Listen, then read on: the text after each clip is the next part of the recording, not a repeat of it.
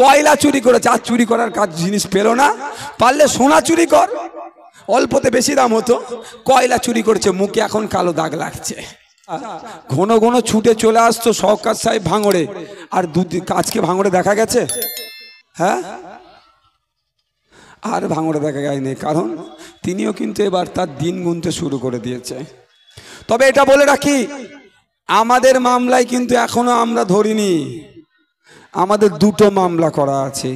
2021 নির্বাচনের পরে আমাদের ভালোবাসার মানুষের উপরে অত্যাচার হয়েছে, বাড়ি ঘর ভাঙচুর হয়েছে, পোস্ট পোল ভায়োলেন্সে মামলা করেছিলাম, উনি নটোরিয়াস ক্রিমিনাল হয়েছে, ওটা কিন্তু বাকি আছে। এখন নাকি কয়লা চুরি করেছে, কয়লা চুরি করেছে, আর চুরি করার কাজ জিনিস পেল না, পারলে সোনা চুরি কর, অল্পতে বেশি দাম হতো।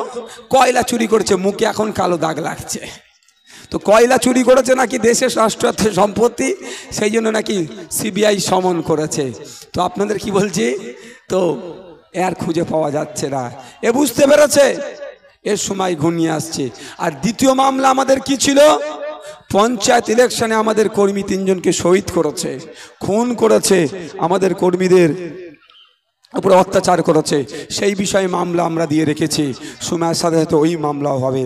তো এখন ইডি সিবিআইয়ের খেলা চলছে, খেলুক। ইডি সিবিআই হাঁপিয়ে গেলে আমাদের আইএসএফ তখন খেলবে, মামলা কিন্তু ঠোকা আছে। সকলে ভালো থাকবেন, সুস্থ থাকবেন, আস্তে আস্তে এখান থেকে বিদায় নেবেন।